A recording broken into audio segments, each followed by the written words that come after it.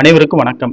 சற்றுமுன் வெளியான முக்கிய அறிவின்படி மத்திய அரசு ஊழியர்கள் அனைவரும் பயன்பெறும் வகையில் அவர்களுக்கு 8வது ஊதியக்குழு சம்பள உயர்வு குறித்தும் மேலும் அகவிலைப்படி உயர்வு குறித்தும் தற்போது முக்கியமான மகிழ்ச்சியான அறிவிப்பு ஒன்று வெளியாகியுள்ளது. இதை பத்தி விரிவாக வீடியோல பார்க்க போறோம். வீடியோவை கடைசி வரைக்கும் ஸ்கிப் பண்ணாம பாருங்க. வீடியோக்குள்ள போறதுக்கு முன்னாடி இந்த வீடியோ லைக் பண்ண பிரஸ் பண்ணிக்கோங்க. இப்ப அந்த சேனலுக்கு முதன்முறையா வரீங்கன்னா சப்ஸ்கிரைப் பட்டனை பிரஸ் பண்ணிக்கோங்க.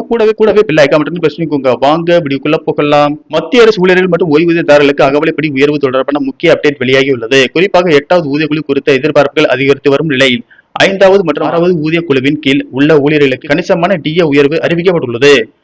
ஜனவரி முதல் ஜூன் 2026 வரையிலான காலத்திற்கு 7வது ஊதியக்குழுவின் கீழ் உள்ள மத்திய அரசு ஊழியர்களின் அகவிலைப்படி 58% 60% உயர்த்தப்பட்டுள்ளது. இதனால் சுமார் 50 லட்சம் மத்திய அரசு ஊழியர்களும் 67 லட்சம் ஓய்வூதியதாரர்களும் பயன்பெறுகின்றனர். ஆனால் இதைவிட பெரிய அப்டேட் 5வது மற்றும் 6வது ஊதியக்குழு ஊழியர்களுக்காக வெளியாகியுள்ளது. நிதி அமைச்சகத்தின் அதிகாரப்பூர்வ தகவலின்படி 6வது ஊதியக்குழுவின் கீழ் உள்ள ஊழியர்களுக்கான டிஏ 257% 262% உயர்த்தப்பட்டுள்ளது. 5வது ஊதியக்குழுவின் கீழ் உள்ளவர்களுக்கு அகவிலைப்படி 474% 483% உயர்ந்துள்ளது. 7வது ஊதியக்குழுவில் வழங்கப்பட்ட 2% உயர்வை விட குறிப்பிடத்தக்க அளவில் அதிகமாகும். ஏன் சிலர் இன்னும் பழைய ஊதியக்குழுவில் உள்ளனர்.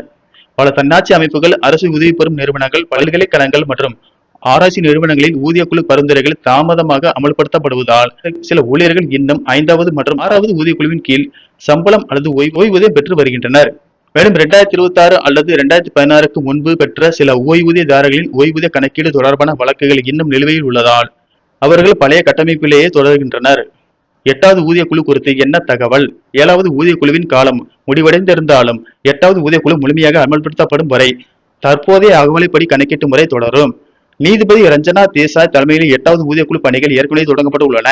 புதிய ஊதியக்குழு அமலுக்கு வந்ததும் தற்போதைய டிஏ தொகை அடிப்படை சம்பளத்துடன் இணைக்கப்பட்டு புதிய கணக்கீடு முறை அறிமுகப்படுத்தப்படும் என எதிர்பார்க்கப்படுகிறது. அடுத்த டிஏ உயர்வு எப்போது?